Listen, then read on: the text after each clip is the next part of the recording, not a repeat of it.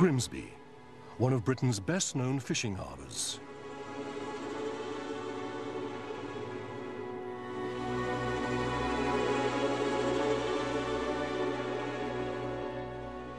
"30 years ago, there were around 6,000 fishermen working the seas around this area and about 40,000 jobs back on land. It's very different today. This is a rare event in Grimsby now, a UK trawler unloading its own catch here on the dockside. The UK is increasingly reliant on fish imports. Grimsby, once the pride of British fishing, is now mainly a distribution and processing centre for other countries' fish.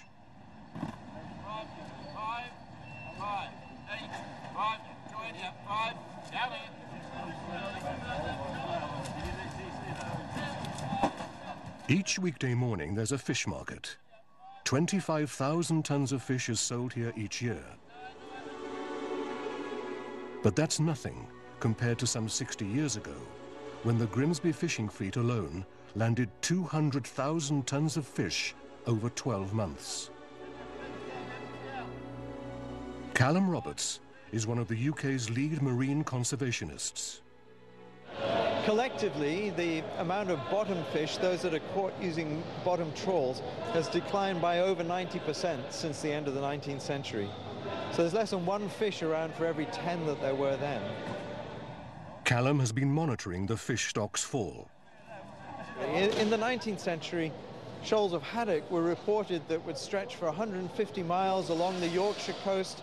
They'd be 3 to 4 miles wide, and really you didn't need to go very far from port to get an excellent day's catch.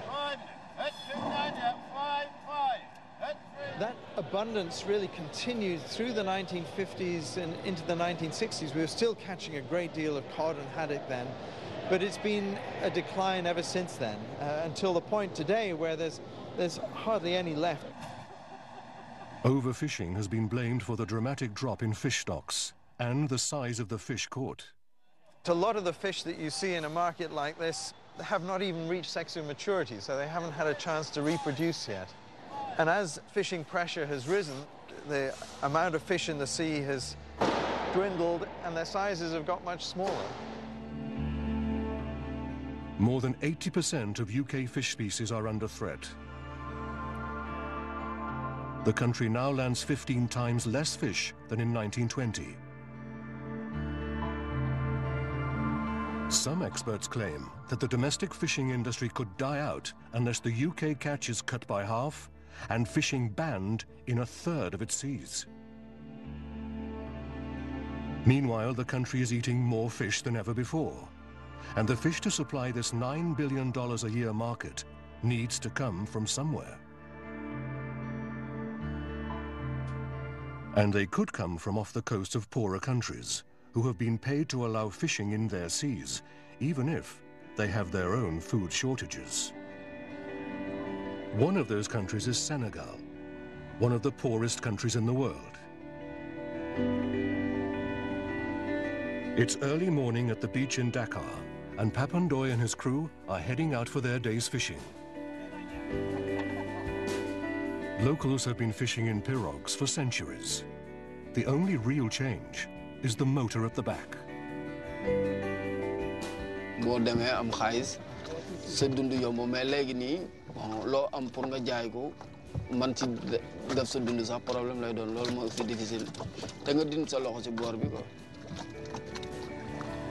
About 200,000 people work in the fishing industry in Senegal. It's their livelihood. But these days, the local fishermen haven't got these waters entirely to themselves. For years now, trawlers from around the world have fished these waters, some illegally, some with the agreement of the Senegalese government. About 25,000 tons of fish is exported to the European Union from here each year, and local fishermen have noticed the difference.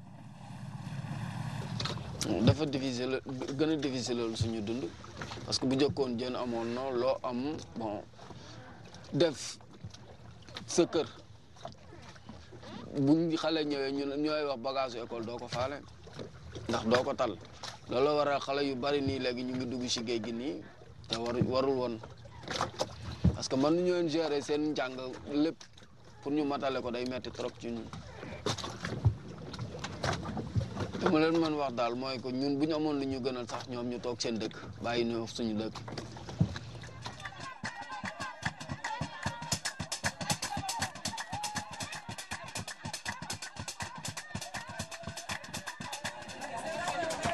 Last year, the European Union paid developing countries over $200 million to allow modern European fleets to fish their waters.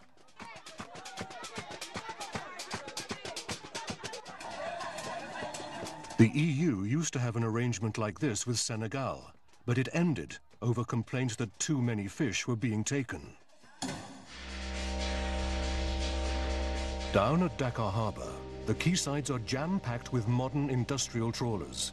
Some say it's open season off Senegal's coast. That's hardly surprising. There's big money at stake. The global fishing industry is said to be worth more than $160 billion a year. Moussa Faye from the charity Action Aid campaigns against overfishing and argues that European trawlers are still finding ways to fish off Senegal's coast. So here we have a lot of fishing boats from Southern Europe, Spain, Portuguese or French, etc. European enterprises who come for our resources and who repatriate, who export the fish and repatriate also the profit they make at the expense of millions of Senegalese people. There is no limitation, no serious limitation also about the number of trawlers authorized to fish. I think that this resource, this fish should serve the Senegalese people, should serve the poor people here, should be a source of livelihood for these people. Each year, more and more Senegalese fishermen walk away from the sea, turning their back on centuries of tradition. The Senegalese diet is being changed too. Fish has traditionally been the cheapest form of animal protein here, making up the large majority of protein in the local diet, as it does for 1 billion people on the planet today.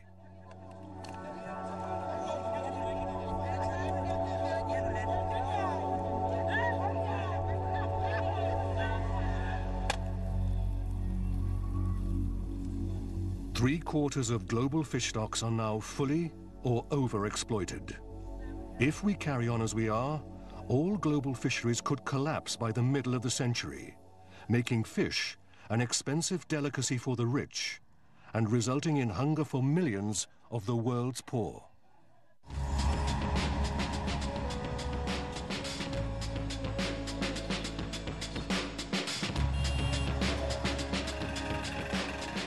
It's not just fish suffering from an imbalance between demand and supply. Increased consumption of meat and dairy products across the globe is said to be a major factor in worldwide food shortages in years to come. There are almost 1.5 billion cows worldwide, and more than 1 in 10 of them are in one country, India. While meat consumption is only increasing slowly in India, people here have become huge consumers of milk, making the country the world's largest dairy producer.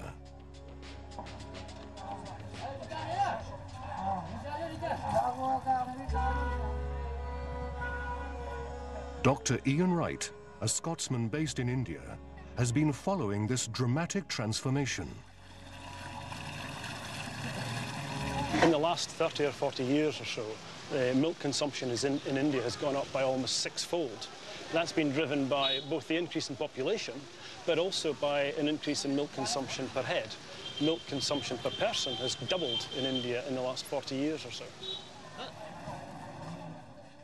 What is true for milk in India is translated to meat consumption across the developing world. In India, we see big increases in the number of large-scale poultry units. It's happening in China with an increase in pork consumption and production in intensive units, increase in poultry consumption, both meat and eggs in China.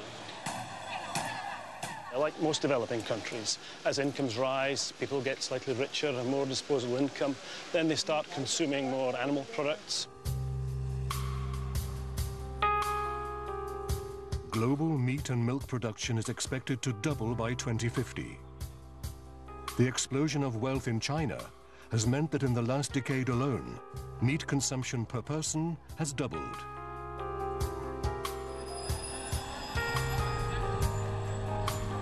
And that trend is likely to continue as the middle classes in China and India keep expanding and the world's poorest become more prosperous.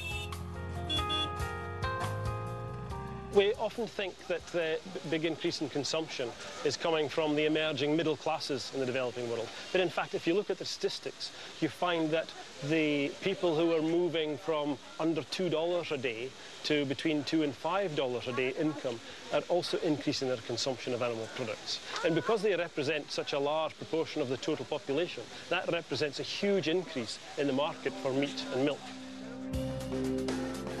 All of this means an increasing demand on the world's meat supplies.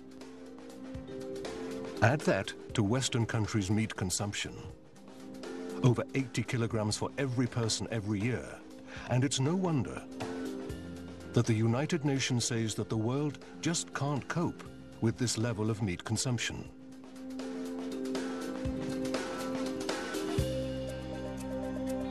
And Nobel Prize winner Rajendra Pachauri agrees. I believe one area where we need urgent change is essentially in reducing our consumption of animal proteins. In other words, eating less meat. You know, cattle these days are fed all kinds of inputs for their growth, and a large part of it is essentially grains. So, you know, you're diverting a large quantity of food production that perhaps could be used directly for human consumption, and now is being provided for conversion to animal protein. Producing more meat is not just about having more sheep, cows, and chickens. They all have to be fed. And the cereal used to get the meat onto our plates is staggering. It takes 2.3 kilograms of grain to produce 1 kilo of chicken. Around 6 kilograms of grain makes a kilo of pork. And it takes 15 kilograms of grain to produce just 1 kilo of beef. We really need some major changes in our dietary habits. And you look at the case of North America, where you go to a restaurant and order a steak, as indeed I used to do before I became a vegetarian. They give you a big, huge helping. This huge steak that you're eating can feed about 40 people. If you were not consuming this, and I'm not saying that this translates immediately into satisfying the hunger of 40 people, but the equivalent of a steak would be somewhere close to that number of people being deprived of food. Rajendra Pachauri's warnings about meat may be true for all food. Current levels of consumption in rich parts of the world are not sustainable.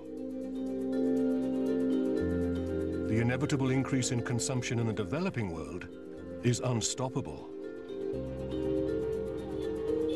A collision course with a food crisis seems inevitable. Our world and our relationship with the food we eat is changing, maybe beyond recognition.